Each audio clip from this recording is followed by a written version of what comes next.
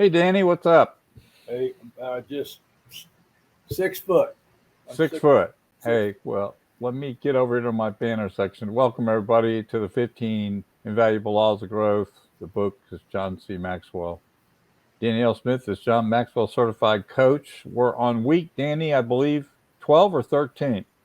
Week 13. So, law modeling. It starts with a phrase, a statement. Danny, feel free to interrupt me anytime you like. It's hard to improve when you have no one but yourself to follow. When a good leader says, follow me, you should take notice of that because it's important for your personal growth. We'll describe what a good leader is in a minute. So the question that came up in my journaling on this was right after I had that statement, I wrote out a personal question. Is personal growth a priority? Is that something I really want to do?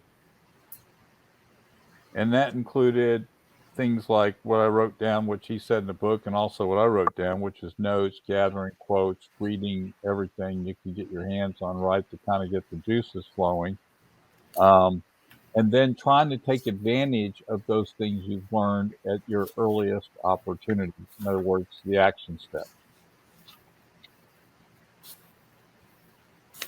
Personal growth is and requires is part of our daily life and requires daily discipline. Ooh. Well, on that, some people have argued that statement that, well, I've just taken off on, the past year, the past 6 months, the past week, whatever period, and I haven't tried to grow. But we always grow. We're always growing in some direction, um, right? Yeah, because um, I think what they're trying to say is, I got tired for a while and I quit because it was overwhelming, right? But the problem with that is that means that the habit hasn't been developed, in my opinion, and we've talked about that before, right? That these atomic habits that which aren't really atomic, they're pretty basic, simple things we have to do over and over to stay on top of ourselves. My concern is when we say statements like that, and this includes me, yours truly, is that we start to regress, right? We forget those things don't stay on the forefront of what we're trying to accomplish, and so we can regress and uh, a falling away, if you will. So you Yeah, can when we grow and then revisit, lose it. You can grow and lose it. yeah, it's also pretty cool. I took a class, 2 hour class on Friday, and there was a personal audit. You just kind of graded yourself in, uh, you know, about 20 different areas. And I went back after the class and graded myself 10 years ago. Wow. And I was pleasantly surprised how much I'd grown in some areas that I hadn't even thought about in a long time. But it's through reading good books like this, hanging around good people like you, discussing uh, discussing these books. Okay, we're going to be the same 5 years from now as we are now, right now, except for who we hang out with, what we watch, listen to, and read. Yep. Which has been a standard statement of yours ever since I've known you, and you keep pounding that because it's true. I mean, nothing will happen until you decide something's going to happen. That's kind of and that responsibility, by the way, I mean, Yeah, don't you love that? yeah. Look in the mirror. Look in the mirror. And the law of the mirror, we already discussed that. All right. So, important point, personal growth will only go so far without mentors. And this is what we're going to talk about, Danny, the rest of the time with my quotes is the mentors, the leadership, the coaching, which leads to a question. Whom should I follow? Whom is it that I really need to start to follow? And he said the first thing you need to discover is that a good mentor is a worthy example. And he also said something really interesting in this book that I forgot about. And let's discuss this a little bit, because a lot of people will go right off in their personal growth and they'll either hire or bring in somebody at that number 10 level, when really they need somebody that understands where they're at in their career path, right? And it doesn't always have to be a 10. They could start with somebody at the 2 or 3 level that's closer to what their career path is. In other words, we don't need to buy the Cadillac in our first start of our personal growth. Maybe I should have said Ferrari. Sorry about that. But you know where I'm going with this, in that we choose mentors who are suited for our stages of our careers or our personal growth, right? Yeah, and being a worthy example, they need to be worthy to mentor. And this might sound a little pompous, but they need to be worthy to mentor me. But then they need to be worthy as a person. Um, the DISC assessment, the Maxwell method DISC assessment that I use, gives 3 scales. You take the assessment one time, then it gives 3 different scales. One shows who you are when you're out in public, who you think you are, and who you really are. And Yeah. and John talks about it here. Under in this chapter about he quotes a guy named Gordon Hinckley. It is not wise or even possible to divorce private behavior from public leadership. Eventually, I might argue that a lot of people do it. They're totally different in private than they are out in public.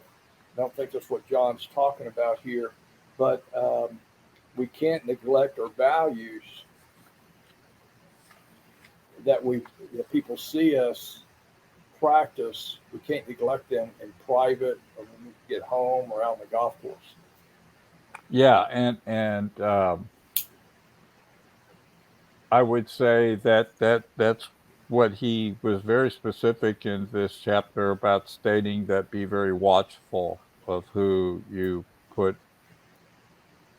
in that watch list, right? To look at their action as opposed to just who they are.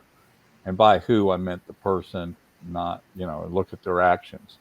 Um, this might be a good time to tell us a little story about you coaching me, and started with a book you recommended to me at a struggling time in my business when I first started. And that was, Does Hurdie Need to Have I had too many tasks going on. I was going crazy, and you put me through.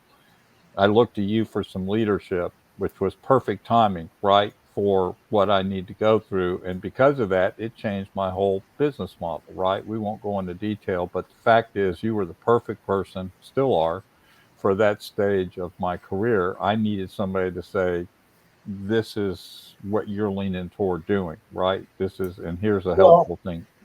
but I put you through an exercise that over a You few did. weeks realized that you didn't need to do what you thought you needed to do and hire another person and Right. Right. I just needed to understand what I needed to do to grow through it, which was awesome. All right, so I'm going to continue, because I want to get to the end of this to give you some stuff to talk to us about. Um, People that are going up the road of growth, and I like this quote, should ask those coming back down the road, what's it like up there? yeah, that's um, and that's not a question it's not a discussion that happens often enough. Right. What's it like at the top of that company? What's it like for your lifestyle to be CEO? What's it like to be in a business that you own? What's it like to have to give up and task and fight for a living? You know, those are the questions that people get all, oh, I'm going to have my own business. Yeah, okay. Well, let's ask some people up the road. What's that like? Most people that get to new positions, they have opinions about that new position and how they would act when they got there and how they would treat people when they got there. But they don't have any experience. They haven't talked to other people about their experience at those levels. I mean, exactly what you're saying, and it makes a big difference. There's a difference in having an opinion, having an experience, and modeling, mentoring. There's a statement John talks about that your first mentors are very likely out of books. Yes, And your I would early. argue more out of books than they are today. We have YouTube and podcasts. I think you can be influenced and all that, but I firmly believe that you need to read, whether it's on a Kindle, on a digital reader, or paper, both. There's a lot of stuff I listen to. Don't watch a lot of videos, but I listen to the videos. I just don't sit and watch it. Right. And but it's when and that might get my interest going, might give me a different perspective just hearing it. But it's when I go back and read it. And John says, and I agree with what John says in here, that those are our first mentors. Yeah, and it also says that good mentors possess wisdom, and my thought about that is wisdom kind of sees into the cracks, right? Wisdom doesn't see the surface. Wisdom dives a little deeper into the cracks. So it pays to have wisdom, experience, right? I mean, if you've been through an experience, it's a lot easier to help somebody when you've experienced it. Not that standard statement of "I know how you feel." No, you Yeah. don't. You don't have a clue. In my The, opinion, I don't want your in my opinion, how do I feel? Wisdom is more of, in my experience says, my experience shows what I went through. Right, wisdom comes from being in the cracks. It really does. It's diving between the baseboards and seeing what's underneath them. well, That's Hurdie. That's a Hurdieism, yeah, by the isn't way. it in this book where John talks about being paid, $1,000 for something? Oh yeah. Oh It's yeah. a Yeah, dollar yeah. for tapping something with a hammer, He saying, said a guy sent him an invoice for discovering something with the hammer, and the guy sent him $1,000 invoice, and the guy got all mad and called him up and said, "Why did you charge me for the $1,000?" And he said, "Well, the hammer was the tool, but knowing where to tap was $9.99." yeah. And that's what I'm talking about. That's the in between the crack stuff. All right, so question for you, and you can tie into what you're doing today because you are in this arena of modeling and being a coach. You're certified with John Maxwell team. You work with clients. You work with businesses, Danny. So how do you know, or what is your bet, or maybe I'm not really sure I asked the question. Either like twofold. One, how do you know when somebody's ready to be modeled or wants to grow personally? Or how do you take them through the steps? And you don't have to be long with this, just kind of get Well, I into mean, what number you one, do. Hurdie.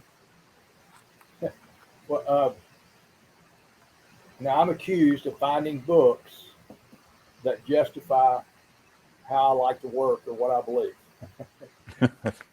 Oh, we and all. and we started off me just helping you. Right, That was it. You needed help, and I said, "Let me help right, you." That's typically what I do. Is if somebody wants me to coach them, let's get on the phone, let's talk, or let's get on a Zoom call, and that's typically it's 99.9% of the time that's what starts off with, and we just start talking. All right, and then we might have a couple of those, and how you're responding depends upon whether or not I'll take you on as a client. You might want to pay me, but if you're not going to do the work, it's a waste of it's a waste of I mean, maybe it's a little selfish on my part, but yeah, I want to be paid, but I also want to see results. And if all I'm doing is getting paid, and a person's not growing, they're not. This might be, somebody that they've just taken a program to, from Darren Hurdie or Brian Buffini, or, but they're not doing what they need to be doing. That's what I help people do, and And I help them do what another program has taught them how to do. and tell us, because I got your website up, your daniellesmith.com website, right? Your blog page. It's a website, which is really cool. Tell us what your I know you went through the surgery. Tell us what your typical week is like, what you've been doing. You have accountability phone calls. You've been doing some mastermind. Tell us what you do to model, help others as a leader, Uh, because you're really good at this. well, we're getting ready to launch it. I had a phone call just a few minutes ago. We're going to launch after Labor Day back our accountability calls. They're going to be on Tuesday mornings and Thursday mornings so that somebody can call in, state their intention for the day. We have a point system that some people use. So that's around productivity. And your intentions for the day might be to make 10 phone calls. Your intention might be to write a blog post, might be to do both. It doesn't matter to me what it is. It matters to you. You know what you should be doing next. What I do through this is to help people take ownership of their business. Then I have we'll start this back up in September also. Um, we have a mastermind on Tuesday afternoons. That mastermind is going to be first time we've done a John Maxwell book in over a year. But it's going to be John's book on no limits. Awesome book. I read it for the first time in 2017 when it came out. Made a big difference there. I started practicing some things. But then around that, I do one-on-one coaching. It's rare that I start coaching somebody that hadn't been through one of the free programs. I'll go into companies and do specific training around leadership. Helping companies develop a leadership culture. Okay, so that's kind of a long explanation. No, I mean, kind of a big nutshell. I think what I wanted people to the point I was getting ready to make for you talking about that is I'm in that class where we review the book, right? That's every Tuesday, and then you've got your accountability stuff, and you work with all these other people. But my point was that I was trying to get to was people who want to do personal growth, if they own a business, or if they're just confused what they need to be doing, at some point in their life, they're going to have a mentor. You cannot grow alone. I don't know how to say this. If there's anything I want people to get from this podcast is you cannot grow alone. Yeah, It's and a lot of impossible. people think the struggle some people have is instead of practicing the law of modeling, they practice the law of a comparison, which is not a law. Yeah, Well, you shouldn't. It is a law. There are people that do it, and right. I'm thinking of three people right now. 10 years ago, the first mastermind I did on this book, they were animate. They wanted to compare themselves to other people, and it's just a lesson for disaster. Find people to model, but stay out of the comparison mode. Absolutely. And uh, I was going to write. I put something else on here. Was so the thing that I was reminded in this today when I first went back, and I'm telling the story because I want people to understand that there's stories with. Just because we're sitting here talking about personal growth, there's stories to how we got to where we're sitting here today. You said you like to work with people that are willing to put the effort in. I remember the assignment you gave me. very vividly. I will always tell this story. You said, Hurdie, I want you to get out 3x5 cards and I want you to write down every single task that you do in your business. And I did it. I put it on a 3-ring hanging binder and hole punched it and carried it in my briefcase. And remember, Austin, your son, told, hey, Dad, Hurdie's carrying around those 3x5 cards. You asked him to write down all his tasks.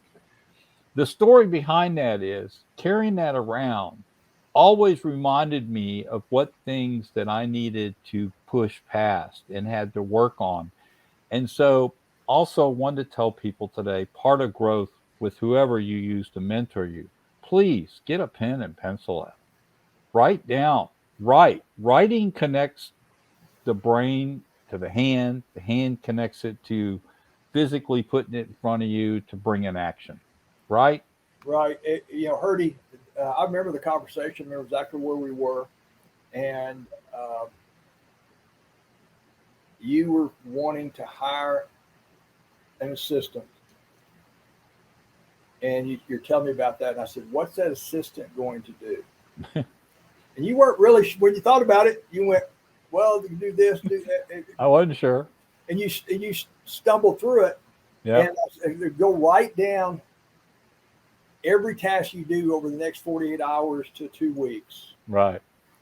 Before you really start talking about that. And those 3x5 cards, there got to be more and more of them. And I said, okay, and pick out which of those tasks you're going to give to somebody else and which tasks just need to be thrown away and stop doing. Bingo. And I think it took you about a year before you finally started outsourcing certain things off of those 3x5 cards instead of hiring somebody. That is correct. Yeah. It was beneficial to my business to use other people that were already really good at what they did in an arena I was in, but not a task that I needed to fulfill in my business. I could easily push that out to somebody else. And see you modeled me. I modeled Michael Gerber in his book E-Myth, Entrepreneur Myth, is where I got that. Actually, Right. Not in his book. He might mention his book, but I hired his company to coach me for about a year and a half, and that's one of the things they had me do. So you just pass these certain modeling techniques down. Or you pick up things during modeling that work, and you just keep passing those down. Right. All right. So we're going to wind down. Soul food here to take us out. So Danny, thanks, man. You're awesome for doing this. And, I love it. Yeah, you're awesome. And I'm glad we're having fun with this. And I hope the people that come back and dig on this will realize that personal growth can be fun. It can be a journey, but it can be fun to discover things. That's the beauty of it. I'm a curious person. We went through that last week, so it's fun for me. So with that said, have a good day. Thanks, Hurdie.